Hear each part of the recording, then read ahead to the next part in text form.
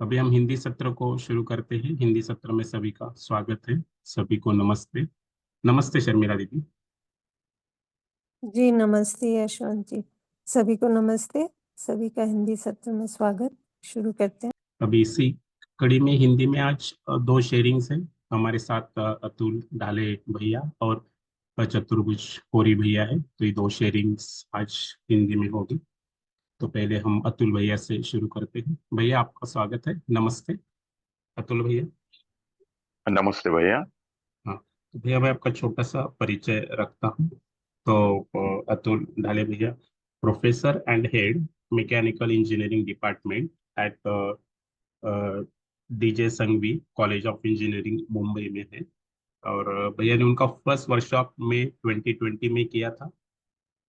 अपनी व्यस्तता कारण भैया एक्टिविटीज में पार्टिसिपेट नहीं कर पा रहे, लेकिन तो भी जितना भी समय था उसमें registration, calling to new participants, इसमें अपनी भागीदारी को निभा रहे हैं। और मुख्य रूप से वो इन प्रपोजल्स में अपने में जांचने का और अपने में जो एक बदलाव है उसके लिए प्रयास कर रहे हैं। और जब से भैया ने इस मॉर्निंग बैच को ज्वाइन किया है, तब से हर बैच में वो अपनी शेयरिंग को रख रहे हैं। अपने जो जो भी बदलाव है हम सभी के साथ में उसको शेयर कर रहे हैं। तो भैया आपका स्वागत है। Over to you. नमस्ते भैया। नमस्ते सभी को। नमस्ते। नमस्ते शर्मिला दीदी। मैं जैसे भैया ने कहा, मैं अतुल देवीदास राव ढाले, मैं professor and head mechanical engineering department SV कैम्स Dwarkadas Jai Sanghvi college of engineering Vile Parle में कार्यरत हूँ। मैं वैसे बेसिकली अमरावती से हूँ, अमरावती धामनगांव, जहाँ मेरे पिताजी, मेरे भाई और मेरी बहन भी रहती है। और यहाँ पे मुंबई में मेरे परिवार में मेरी पत्नी और दो बेटियां हैं। एक बेटी 12th में पढ़ रही है, अभी फिलहाल उसका एग्जाम हुआ, और एक छोटी बेटी 4th में पढ़ रही। मेरा मानवीय मूल्य का ये प्रवास मई 2020 से चालू हुआ, और वो भी बड़े योग संयोग से। तो एआईसीटी का मेल आया और मैंने वो तभी ज्वाइन किया, और तभी मुझे वो कंटेंट बहुत अच्छा लगा। और उसके बाद से मैंने फिर preparation work part 1, preparation 1 part 2, then April 2020 में मैंने पुणे कॉन्फ्रेंस में ज्वाइन करने का मौका मिला। और इस तरह से मेरा कंटेंट से जुड़ा हुआ। और उसी समय लकीली हमारे कॉलेज में भी ऑटोनॉमस होने के बाद में 2020 में ही ये UHV 2 का कंटेंट भी हमें पढ़ाने का मौका मिला। और तभी से मैं हर सेमिस्टर में एक तो भी डिवीजन, एक तो भी क्लास इस UHV 2 का पढ़ाने की कोशिश करता हूँ, तो दैट मैं कंटेंट से जुड़ा रहूं। और मई 22 से मैंने मॉर्निंग सेशन ज्वाइन किया। और जैसे यशवंत भैया ने कहा कि मेरा बहुत पार्टिसिपेशन नहीं है, लेकिन एटलीस्ट मैं इतना देख पाता हूँ कि मैं कुछ भी हो जाए मॉर्निंग सेशन में ज्वाइन करता हूँ। और फिर उसके बाद में जितना भी हो सकता है कॉलेज में स्टूडेंट के साथ और फैकल्टी के साथ ये UHV कंटेंट का प्रयोग करने की कोशिश करता हूँ। अभ्यास एक के बारे में अगर बात करूं, तो स्वयं के द्वारा स्वयं को देखने का प्रयास किया। जब ये अभ्यास शुरू किया, तब इतनी तो समझ हो गई कि कल्पनाशीलता में मेरे में कंटिन्यू चलती है, लेकिन कभी उसे देख सकते हैं और कभी नहीं। लेकिन कल्पनाशीलता को देखने का खास अगर प्रयास किया, तो अभी मैं देख सकता हूँ। और बहुत बार ऐसे देख पाता हूँ कि मेरी कल्पनाशीलता एक विषय से दूसरे विषय पर शिफ्ट होती है। लेकिन अभी 7वें मॉर्निंग सेशन के कारण कुछ मेरे ध्यान में आया है, मेरे अवेयरनेस में तय करता हूँ, लेकिन कुछ समय मेरे अवेयरनेस के बिना ये कल्पनाशीलता तय होती है, लेकिन उसका प्रमाण कम हुआ है। और मेरा प्रयास रहता है कि मेरी इच्छा विचार आशा को अलग अलग करके देख पाऊं। जब भी किसी से सहमति नहीं होती, तभी पता चलता है कि मेरे भाव बदल रहे हैं, और उस समय मैं कुछ डिस्टर्ब या डिसहार्मोनी में होता हूँ।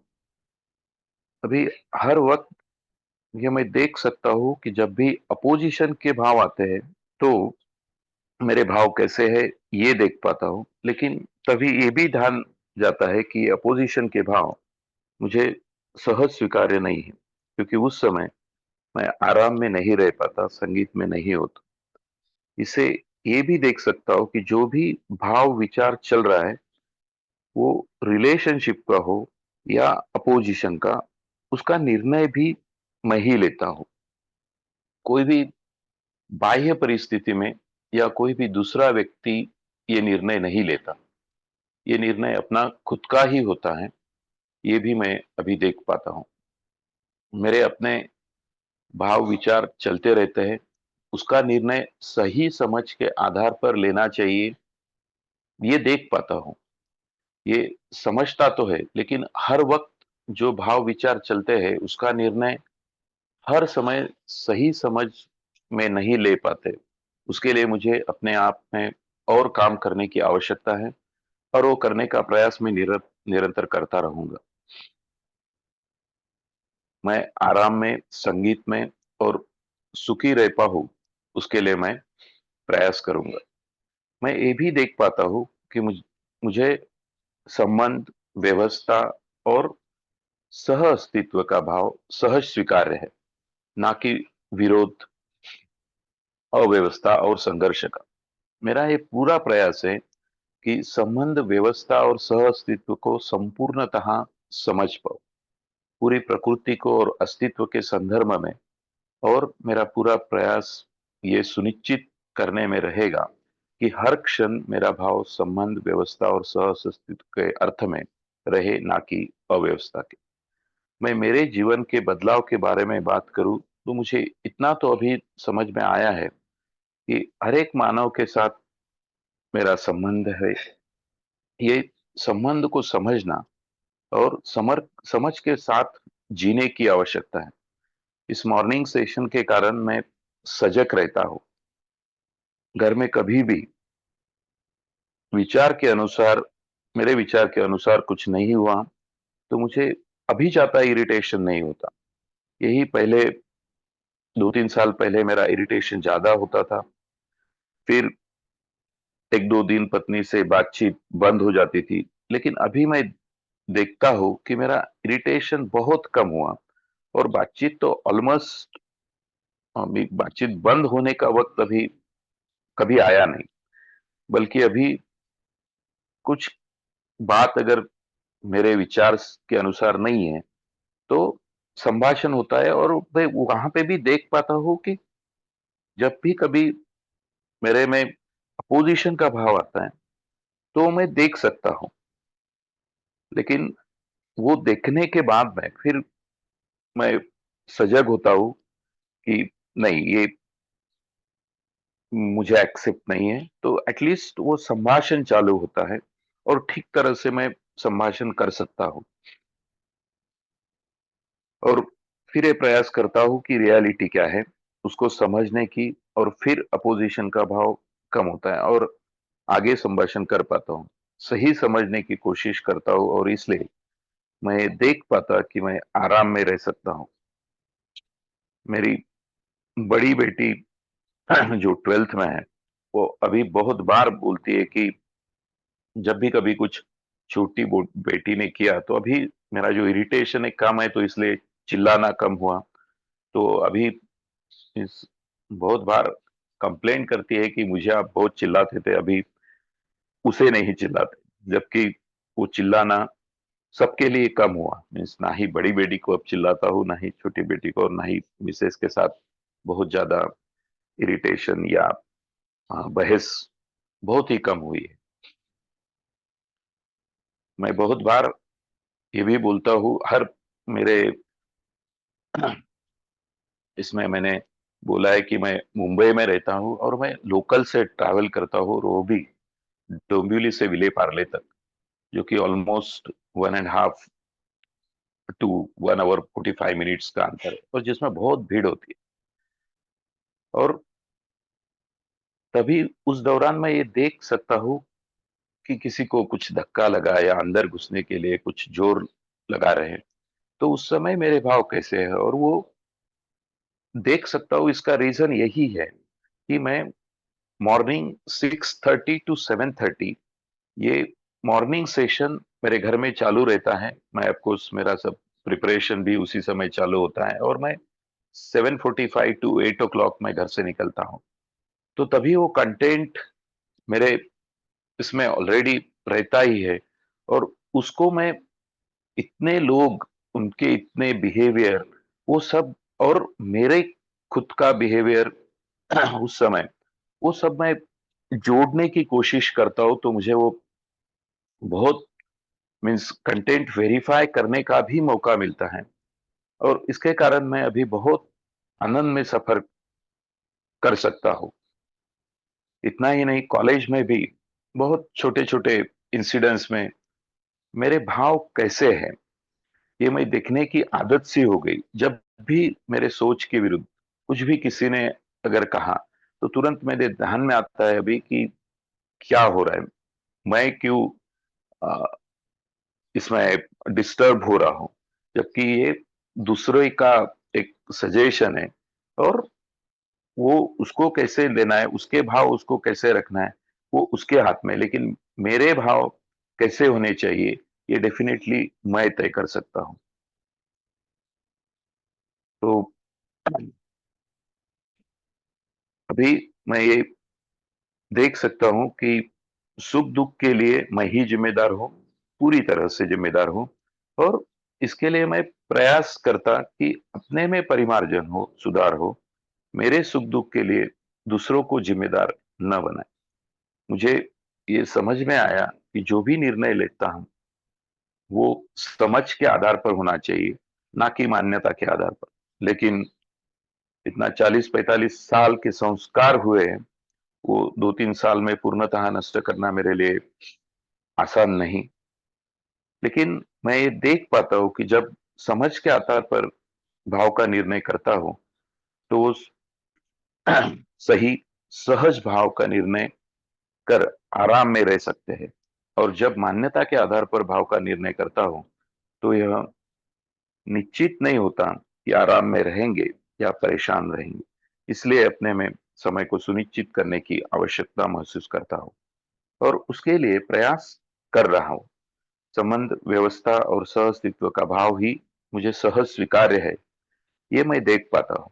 इसलिए संबंध, व्यवस्था और सह अस्तित्व को अच्छी तरह से समझना मेरे मूलभूत आवश्यकता है, और इसलिए समझने का प्रयास निरंतर कर रहा हूं।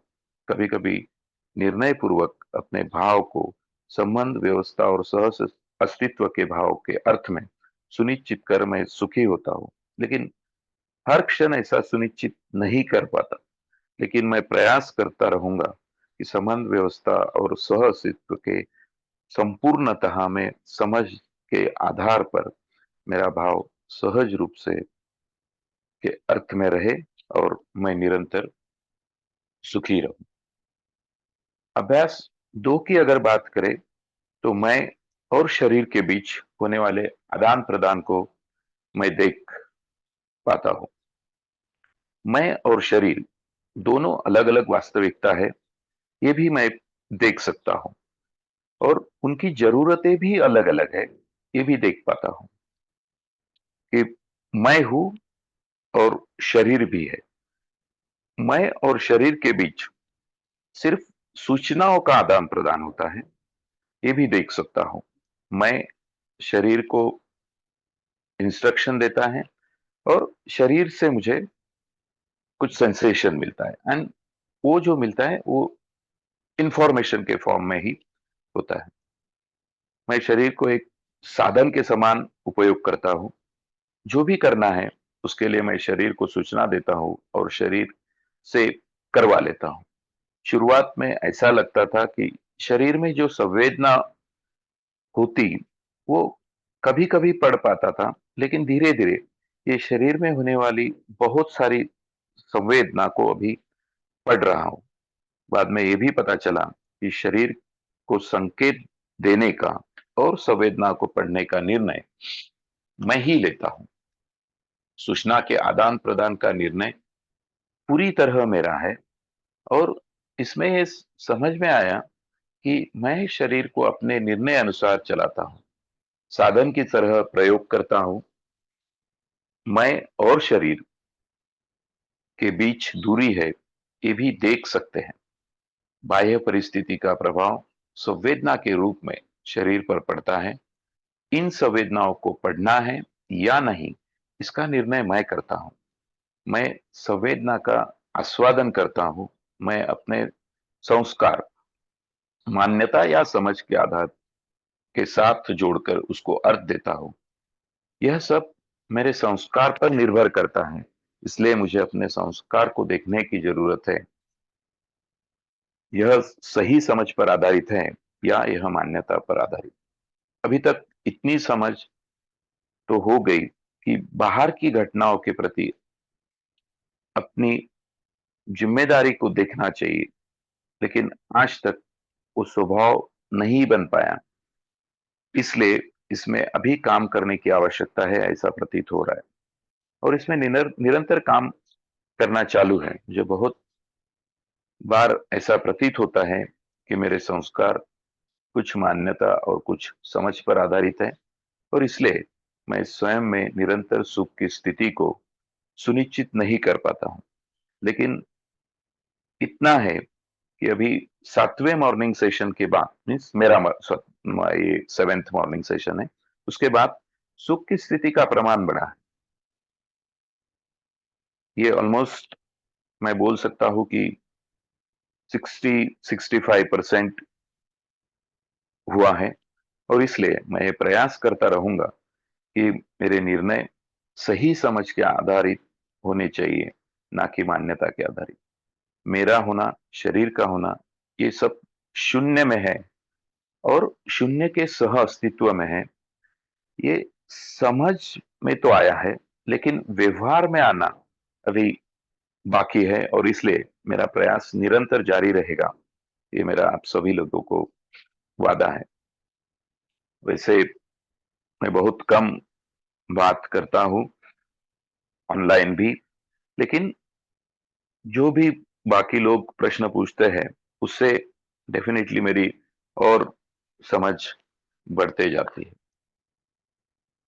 सुख स्वभाव है या प्रभाव, ये भी सुख स्वभाव है, इसकी क्लैरिटी तो हुई है, लेकिन उसको स्वयं में सुनिश्चित करने के लिए अपने भाव सही समझ के आधार पर होना जरूरी है।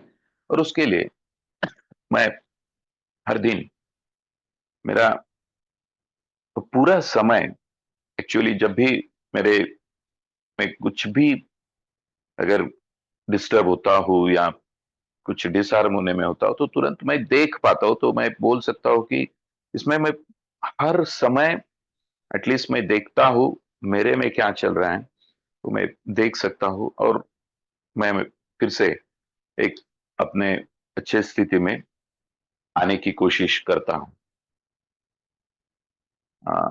मेरा कमिटमेंट, जैसे मैं बहुत स्पेशली पार्टिसिपेशन, यूएचवी, ये वर्कशॉप, इसके बारे में कम है, लेकिन मैं रजिस्ट्रेशन या कॉलिंग टू द पार्टिसिपेंट्स ये काम करता हूँ, क्योंकि वो काम मैं मेरे कन्वीनियंस के हिसाब से कर सकता हूँ। टाइम स्पेसिफिक काम मैं नहीं कर सकता हूँ, क्योंकि मेरा भी बहुत अदर लोड ज्यादा होता है।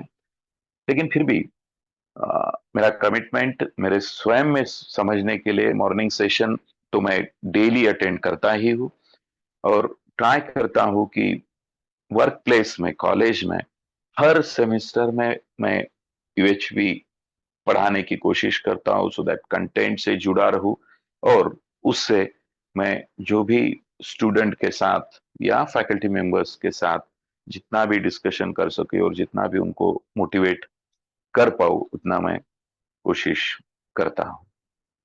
तो धन्यवाद सभी को प्रणाम। धन्यवाद यशवंत भाई। जी, धन्यवाद भैया। बहुत ही सुंदर शेयरिंग रही। बट अतुल भैया और मैं, मतलब हमारे पुराने कॉलेज में ऑलमोस्ट बाजू बाजू में बैठते थे, और मेरे एक बहुत करीबी दोस्तों में से एक अतुल भैया है। और अतुल भैया ने यूएचवी को ज्वाइन करते हुए अपने जो बदलाव, मतलब मैं उनको देख पा रहा हूँ, वो बहुत ही सुखद है। अभी कॉलेज में बहुत सारा काम होने के कारण भैया वैसे पार्टिसिपेट नहीं कर पा रहे, लेकिन जब ऐसी स्थिति में हम में से जो भी है कि एक्टिविटीज के लिए समय नहीं दे पाते, लेकिन कॉलेज में तो कंटेंट के साथ जुड़े होते हुए हमारे स्टूडेंट के साथ में शेयरिंग करना और अपने आप में इस कंटेंट को समझने का और जीने का प्रयास करना, ये तो मिनिमम लेवल पे कर ही सकते हैं। उसमें मुझे लगता है कि अतुल भैया बहुत ही अच्छा काम कर रहे हैं। तो भैया, आप कंटेंट के साथ तो जुड़े रहेंगे, तो बहुत सारी शुभकामनाएं आपको। धन्यवाद भैया, धन्यवाद। अभी भैया प्रशांत भैया आपसे कुछ बात रखना चाहिए। जी जी, नमस्ते। नमस्ते सभी को। हम्म, अतुल जी, नमस्ते नमस्ते भैया। जी आपकी शेयरिंग हमेशा की तरह बहुत ही अच्छी रही, और आपका जो एक एक्सपीरियंस रहता है वो भी मुझे बड़ा अच्छा लगता है, जो लोकल वाला आपने बताया। कल परसों ही मैं मुंबई में था, तो मुझे अपने आप में ऐसा लगता है कि बिना धक्का मारे हम वो अंदर नहीं जा सकते। मतलब जो फास्ट लोकल होती है, तो अगर हम जैसा सोचते रहेंगे और बदलाव लाते रहेंगे, तो वो हम प्लेटफॉर्म पे रह जाते हैं और ट्रेन निकल जाती है। तो आपने जो पहले भी आपने शेयर किया, तो अभी आपका क्या बदलाव आ रहा है, इसके बारे में थोड़ा ये बताए तो अच्छा रहेगा। जी अतुल जी। हाँ, रिलेशनशिप। मैं इतना तो देख पाता हूँ भैया कि बाकी लोगों को भी चढ़ना है, उनको भी जी मेरी तरह से ही ट्रैवल करना है। जी जी तो उसमें डेफिनेटली मेरा धक्का उनको लग सकता है, उनका धक्का मेरे को लग सकता है, जी लेकिन उससे इरिटेशन मेरा बहुत कम हुआ जब से, मीन्स ऑलमोस्ट अभी मुझे 8 साल हुए। आज ही के दिन मैंने जी जी 2017 को मैंने वो कॉलेज ज्वाइन किया था। उसके पहले मैं डोंबिवली में ही था, तो इसलिए मुझे बिल्कुल ट्रैवल करना नहीं पड़ता था लोकल में। मेरा 10 मिनट जी कॉलेज था, लेकिन एग्जैक्टली 10 अप्रैल 2017 को मैंने वो कॉलेज ज्वाइन किया। और तब से मैं मेरे में खुद में देख रहा हूँ कि जो तकलीफ मुझे पहले होती थी वो अभी बहुत कम हुई। और वो हम शांत रहने के कारण, हम अगर समझ लेते हैं तो दूसरे भी हमें एक्सेप्ट करते हैं और बहुत सारे फ्रेंड भी बने। मीन्स जी अभी ट्रेन में चढ़ने में या उतरने में बहुत सारे लोग पहचान वाले हो गए और वो जगह भी देते हैं, तो वो बहुत सारा वो सिंपल हो जाता है वही। काम। जी, जी, थैंक यू भैया। Thank you Atul ji, all the best. बहुत ही अच्छी रही, आप आगे बढ़ते रहिए, हम आपके साथ हैं। नमस्ते नमस्ते, थैंक थैंक यू। जी, धन्यवाद भैया। अभी मैं शर्मिला दीदी को आमंत्रित करता हूँ कि दीदी हमें गाइड करें। जी नमस्ते अतुल जी। नमस्ते दीदी। अ, बहुत अच्छी रही आपकी शेयरिंग। हर बार की तरह आपकी शेयरिंग में जो ईमानदारी से आप बात रखते हैं वो दिखाई देता है, और आपने जो उदाहरण भी रखे उनसे ये भी अ, दिखता है कि आप अपने में जो काम कर रहे हैं उसका आराम भी आपको मिल ही रहा है। तो ये तो बात सही है कि जैसे जैसे हम इस कंटेंट के साथ जुड़े रहते हैं, और ये रोज का जो मॉर्निंग सेशन एक तरह से एक रिमाइंडर हो जाता है, उसके तहत हम अपने अंदर उस जो भी हम सुनते हैं उसका मंथन करते रहते हैं, उसका चिंतन करते रहते हैं, और उसके कारण से हम एक जो एक्सप्लोरेशन हमारे अंदर बना रहता है, चलते रहता है, तो उससे बहुत लाभ होता है। और धीरे-धीरे कब हमारे संस्कार बदलने लगते हैं हमें खुद ही नहीं ध्यान रहता। जैसे कि आपने कहा ना कि जो इरिटेशन आपको पहले होता था, आपने नोट किया होगा सडनली कि अरे वही चीजें हो रही हैं लेकिन मैं अब इरिटेट नहीं हो रहा, या इस तरह का। जी जी दीदी। हाँ, तो वो धीरे धीरे अपने संस्कार बदलते जाते हैं और हमें मतलब एक बहुत ही सहज ढंग से सब चीजें होती जाती हैं। भले ही हमें कोई ऐसा प्रयास कर रहे हैं बहुत गहरा, ऐसा कभी कभी नहीं भी लगता, लेकिन अपने सबके कुछ संस्कार ऐसे होते हैं जो बहुत ही गहरे हैं और उनमें कभी कभी लग सकता है कि हम कितना प्रयास कर रहे हैं फिर भी हम फंसे हुए हैं उसमें। तो आपके लिए ही नहीं, मैं सभी के लिए ये कहना चाह रही थी कि वो जो संस्कार हैं जो बहुत गहरे हैं, बहुत समय से हमारे साथ हैं, उनमें बदलाव लाने के लिए समय लगेगा। और जैसे जैसे हम अपने इस काम में लगे रहेंगे, वो धीरे धीरे होती जाएगी, वो प्रक्रिया ही वही है। समय लगता है, जैसे कि बीज बोया तो वो अपने समय से ही पौधा उग के आएगा बाहर, उसमें हम बहुत हड़बड़ी नहीं कर सकते। तो कई लोग, आपने तो नहीं कहा लेकिन कई लोग इस बात को दोहराते हैं कि हो नहीं रहा, हो नहीं रहा, क्यों नहीं हो रहा, अब हम कितने समय से लगे हैं। बट ये है कि चीज़ें अपने समय से अपने ढंग से होंगी ही। हमारा काम है प्रयास करना, जो कि आपने भी बहुत बार इसको कहा कि प्रयास आप करते रहेंगे। मुझे लगता है कि जो आप यूएचवी पढ़ाते हैं और कंटेंट के साथ जुड़े हैं, तो उससे भी बहुत सहायता मिलती होगी आपके एक्सप्लोरेशन को। इसमें मेरा एक सुझाव था कि आप स्टूडेंट्स के साथ इतना काम करते हैं, तो स्टूडेंट्स के साथ कुछ एक जैसे क्वेश्चनेयर जैसा बना के कुछ वैसा आप कर सकते हैं। एक मिनिमल रिसर्च टाइप हो जाएगा कि उनमें क्या बदलाव आए हैं या वो क्या नोटिस करते हैं। इस टाइप के कुछ चीज़ों को डॉक्यूमेंट करेंगे तो मुझे लगता है बहुत यूएचवी के काम के लिए एक तरह से बढ़ोतरी मिलेगी। जी दीदी।